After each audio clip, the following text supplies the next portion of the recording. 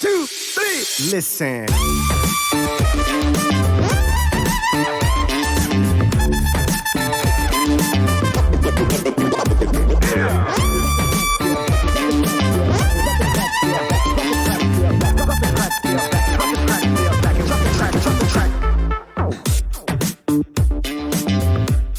Hey everybody, this is Ask Dr. Ganz, the podcast. Stress, everybody's got it, everybody feels it, but what do you do with it? How can you get it handled so that you can be your best, do your best, and most importantly, feel your best in all areas of your life? Well, that's what we're all about here at Ask Dr. Ganz, the podcast. I'm your host, Bryn Griffiths, alongside registered psychologist Dr. Ganz Ferentz. How you doing today? I am wonderful today. Thank you. We're still basking in the glow of our roundtable that we did a few weeks ago. It was so much fun. I really enjoyed that, and I got a lot out of that, and we ran half of it on our last podcast, and we're going to run another big segment of it on this podcast so that we can share it with everybody else. But we had an interesting group together. You and I were at both ends, and we had three guests. We had three guests in the middle. Let's tell everybody who joined us on that particular day. So, really happy that these guys could come out. So the first person that I want to introduce was Jalen Nye, and she's the host of the afternoon news on 6:30 CHED, and I've been on her show a ton of times, and it was just really nice to have her there and her bringing her perspective generally, as another member of society, but also as a connection with the military and talking about what was happening with military families and some of those special issues that happen with the folks that are keeping us safe. We also had another member of the media join us, and I worked with Joel Gottlieb, probably for about 2 or 3 years at CTV Edmonton, and I had no idea what Joel was going through, but he shared his story with us, and it blew me away. A compelling story, and the fact that he was willing to share it with us. And, I love the fact that he wants to make sure that people learn from what he went through and that people don't have to suffer by themselves or suffer in silence or think that they're the only ones that are going through things, right? So really, really appreciated having him there. And the third panel is somebody, and I enjoyed his perspective. It's a perspective that is often overlooked and should never be overlooked. Yeah, and that is Mark Corthius, and he is president and CEO of Mental Health Foundation. And I love the fact that he brought in the reminder that not everybody has the means or the emotional ability to be able to do some of the self-reflection work that most of us take for granted. Yeah. And so he really brought in that representation of people on other sides or other parts of the spectrum that we don't often think about sometimes. And and I got to give a shout out to what he's doing in the foundation too, right? Because the foundation raises money to fund programs that help everybody, and making sure that mental health help, assessment, treatment, everything is more widely available. Of course, we got lots of stuff we still need to do, but they're doing such great work over there. I just got to give them a shout out for that. One of the things that we've often talked about is how it is so easy, and it's not just in mental health. There's a lot of other areas that this would certainly be applicable to, and that is it's so easy for things to fall through the cracks. Oh yeah, so easy, right? I mean, things, people, ideas to fall through the cracks, and it's. I'm so glad that we had this opportunity to talk, the four of us, the five of us, really, and kick around some ideas, but also just the richness of perspectives and experiences, and it really helped us to all see different sides of lots of different issues that we deal with regarding mental health and stress. I only viewed myself as being the fire starter in the roundtable. Well, you started some good fires. Yes, just to get things going. And I did laugh because at one point Joel turned over and looked at me and said, "Hey, I don't mean to interrupt." And I'm going, "Hey, I was just here to get it going. You guys are on a big time roll, and we touched on all sorts of different topics." Yeah. And, it was great because it was really like a natural discussion from four people that really just know a lot of stuff in this area, but also had a lot of passion for wanting to help people and wanting people to do their best and feel their best.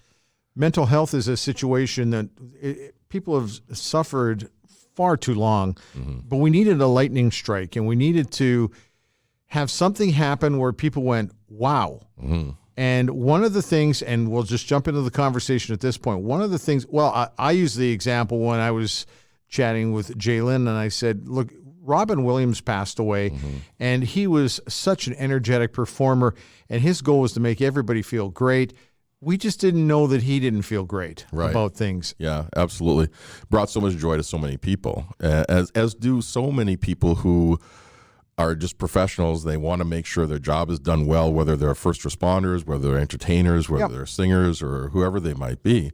But yeah, we never really know what's going on behind the scenes for people unless they're open to sharing. But I think conversations like the ones we're having right now on the podcast, but also the roundtable we had that we're going to be hearing about a little later here, this is the stuff that needs to happen, right? Because the more we talk about it, the more we're able to just sort of have a normal conversation about stuff that, is happening in society and our culture, but also what's happening for us individually. The easier it is for us to then know we're not alone, and then to reach out and get help if we need it. And I brought up Robin Williams because for me it was an alarm bell, and that's exactly where Jalen Nye picks it up from. Yeah, Brenda, I was just going to say, when you talk about, kind of more people with, maybe a little bit more of a profile starting to talk about what they've dealt with. And again, they should only be talking about it if they're comfortable doing it, right? You don't do it for any other reason. But when that happens, when you realize, whatever it is that, oh my gosh, everybody, we're all going through a lot of stuff. We're all dealing with a lot of issues, and we're all trying to figure out a way and the best way to deal with them. And the best way to deal with them might be different for every single, or it is likely very different for every person. Yeah, and there's a saying, it says that what we feel is most unique about us is often what's most universal about us. And so when we start to actually share what's going on, it's like it does start to change the culture. And to your point, Mark, having governments involved and realizing that, okay, well, there's something happening here and we need to pay attention. And so we're talking about sort of the human side of this, but there's also an economic side too, because like the mental health is a huge cost to like our economy, for example. Like it's I think 60% of physicians' visits are now for mental health issues. I think there's an imbalance there. I think the federal and provincial, well, it's the provincial government that's in charge of health here, right?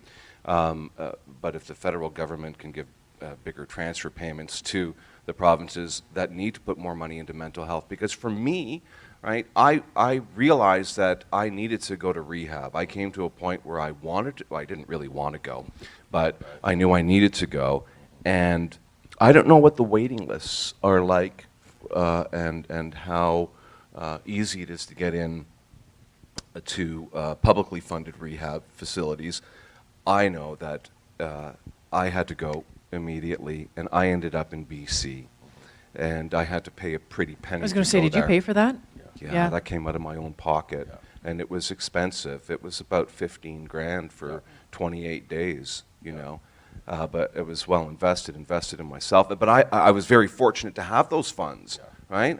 I lessen the wallet for it, but I'm here for my kids. I don't know. What is it like? What is it like if somebody realized they got to go to rehab, and they don't have the funds? What's it like for them? Well, first of all, psychotherapy is not a publicly funded treatment option for individuals that don't have the means. It needs to be.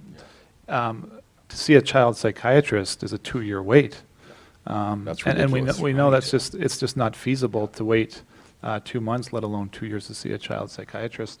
So the wait times, we need it. We're not going to see a injection of 30 more child psychiatrists in the system. So we need to do the work differently.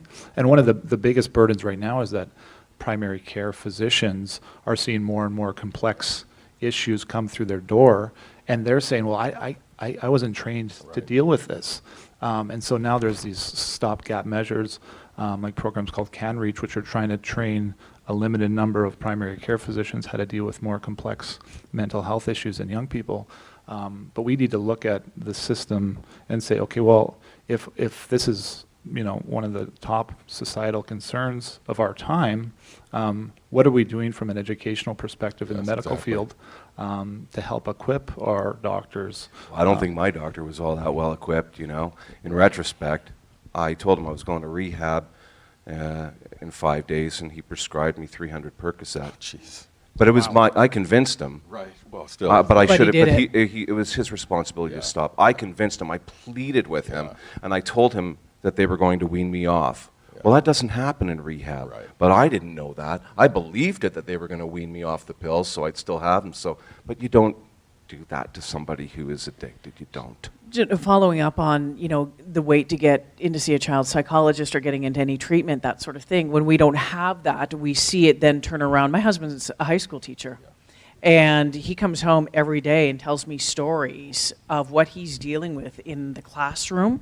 And it is absolutely unreal. The kids, some of the kids and some of the trauma that they've gone through and the limited availability of anything for them, how they're even still showing up to school is amazing. Maybe school's a better place than home, schools, right? their stability. Or whatever it is, but it is absolutely unreal. So if you look at that level and those next steps and what it means to everything and how it just touches everything, because then in the classroom, whether it's a disruption, whether it's a whatever, performance, whatever it might absolutely be, impacts, yeah. it impacts another 30 kids in the classroom. We Well, need also child there's stuff- psychologists. Yes, we need child child psychologists in schools. Well, I think I've had this dream that grade 3 we would inject in the curriculum some kind of psychological health program so that people understood what it is. So at a very early age, kids would understand that it is my responsibility to look after myself. Oh, and here are the tools. Oh, and this is a person I can talk to. Oh, and if I need help, this is where I go. Because Absolutely. you know what I mean? Because then if you get them there, you change the culture for that cohort. That whole generation of people now grows up, and they know that, I know if I have a problem with my teeth, I go to the dentist. If I got a problem with my feelings, I go see a psychologist or some other mental health Because otherwise it professional. only happens when something bad happens, like Oh, your yeah, parents yeah. get divorced, next thing you know, they plop you in front of, That's right. I got to some be bleeding lady from the and you have eyes to before I talk go to her. see somebody, and then even then, there's still this idea that we shouldn't have do you it. have you Ganz, have you talked to anybody in the provincial government or connected to the provincial government education ministry about instituting such a course? Not me personally, but I know we as an organization, this is our CEO at Psychologist Association of Alberta here, and this is one of the things that we do in our advocacy is try to talk to the provincial and federal governments about doing some of this stuff. We talk about It's so important. like the treatment, but also about prevention, because this is a big thing. It's the root of bullying, in my opinion. Bullying, low performance. There's a whole bunch of issues around this that need to be addressed, and so it needs to, we need to get in early so that people can change the culture around this. I was just going to say, one of the risks now that there's so much attention and efforts around trying to improve outcomes for individuals with addiction and mental health concerns is that everybody's trying to come up with a solution, and that's causing fragmentation around what is the solution. And so with schools in particular, to your point, Jalen, there's teachers that are just like, okay, what do I do? I need something. And then somebody comes along and hands them a package that may or may not be evidence-informed or evidence-based, and they're moving forward with whether it's a mindfulness app, some sort of solution, because people want solutions.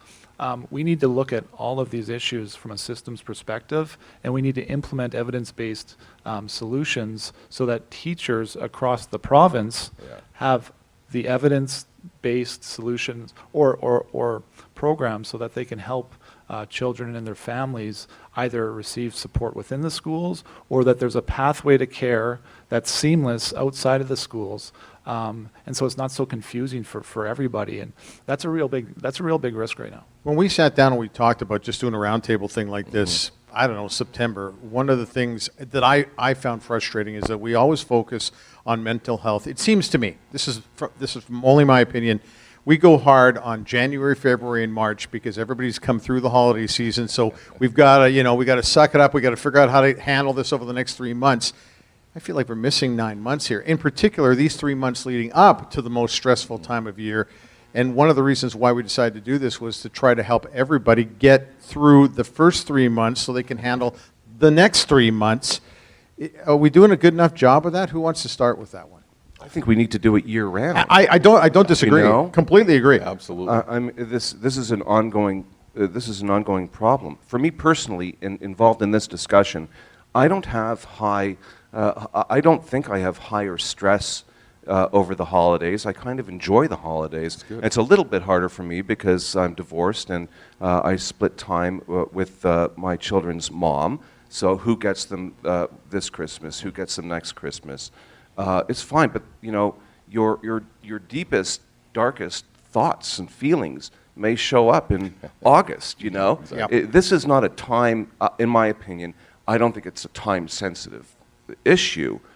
In terms of who's suffering from addiction or mental health problems, you know, this is all the time. And it's great that we're paying more attention to it. We need to do it all the time.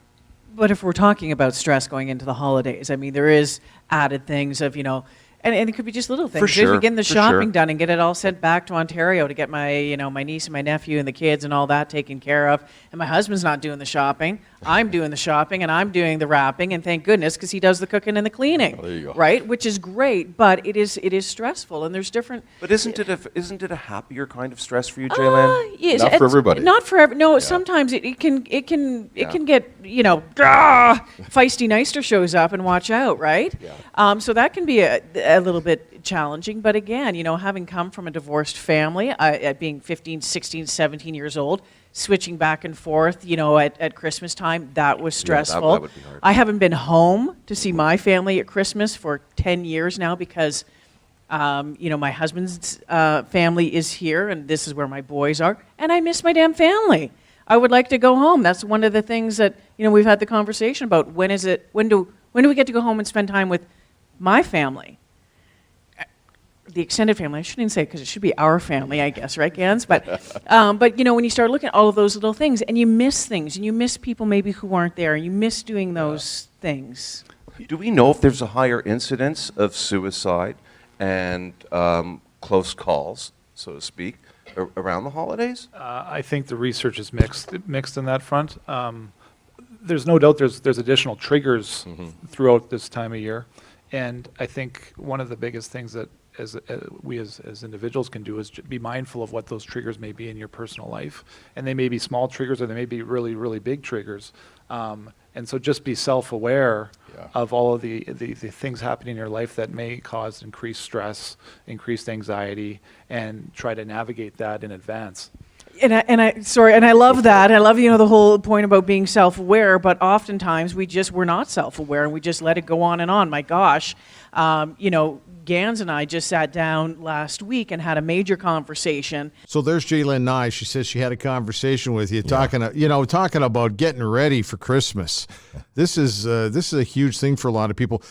In the past, though, all we've ever talked about is those crazy 3 months after Christmas. Yeah. And as much as we want this to be a year-long thing, as came up on the Roundtable, I guess getting ready for Christmas and getting ready for that blitz and that crush, the tough stuff that you have to deal with, dealing with it ahead of time, that takes some work. It does, and I always say pre-plan your stress, or better yet, pre-plan your stress management program. Right. Because you're absolutely right. I mean, look, those months leading up to the holidays generally can be very intense for a lot of people, and it's not always. We think of stress as always like sort of the negative thing, or the car accident, or the fight with the spouse, or whatever, right? But stress can also be, you know, oh well, I got to go to 2 extra parties this week, or you know what, went shopping with the kids, or those things are not bad things, but they do add other appointments. They take up your time. They do take energy when you have to be on, right? When you're interacting at a cocktail party or whatever, right? So these things do add up. It's cumulative. You know, you're just making me think about a stressful situation I think all of us have dealt with, and that is the staff Christmas party. Oh, yeah. I always found it was way better if my better half was not there. And I know that's going to sound awful, but it's just that you have to introduce, everybody. Right. And you never know who's going to be, maybe they've had a few too many fruit punches or Christmas punches or whatever, and may say something that might be interpreted the wrong way by your better half. You know what I'm saying here? Yeah, There's a lot of stress there. It is, right? And it should be like generally it's a happy occasion, right? Yes. Or Don't want to make a fool in front of the boss, or hopefully this person doesn't take my last comment out of context, or you know what I mean? So absolutely. Yeah, no, I just when you were talking about that, it just immediately popped into my head. Now, coming up over the Christmas over the Christmas weeks, we'll share a little bit more about us. Yeah. And that is the fact that we also have had to deal with stress over the holidays. Absolutely. And I'm sure you'll be able to relate very much to that. But anyway, back to this whole session that we did. It was great to have everybody on board. Yeah. And I think we touched on some great topics. Your feedback would be really huge. Just go to AskDrGanz.com. You can send us as much feedback on all of our podcasts. Yep. We appreciate all of that. And also coming up in the new year, we're going to have guests. Yep. We're going to have some guests joining us on the podcast who can give us even a different perspective. Well, and speaking of different perspectives too, if you have questions or comments or topics you want covered, send us that feedback as well, right? Because we're open to talking about a lot of different stuff. And, stress is one of those things that takes so many different forms. It can be individual stress. It can be around money. But a lot of stress, I find, has to do with relationships at work, relationships in intimate partner relationships, but also like with our kids or even like, the generation before us, right? Like parents and that sort of thing, right? So any of that stuff that you're interested in, please drop us a line and let us know so we can stick it into the queue for upcoming podcasts. Yeah, you're absolutely right. We love that feedback. That's it for the time today. We appreciate you joining us, and we always like to pass along what our mission is. Yep. Want to help as many people as possible, so definitely get to share this with as many people as you can. But for sure, at least one person. Start to spread the word so that anybody else can see what how they may be helped by this information as well. Once again, check out the website. There's a few things I want to point out. There's obviously free resources on there. You have the book, The Me Factor. If somebody would like to pick that up, you can just click online on the website, and also various seminars. And you also love public speaking. I love public speaking. I would love just like the roundtable we did today, right? Being able to help people and interact with people in like live, right, is also a lot of fun for me. So, if you ever want me to do a workshop or any kind of keynote, I'm open for that too. Thanks for joining us today. We always appreciate it. Once again, go to our website, AskDrGanz.com, and we will see you next time. That's right. 1, 2, 3, listen.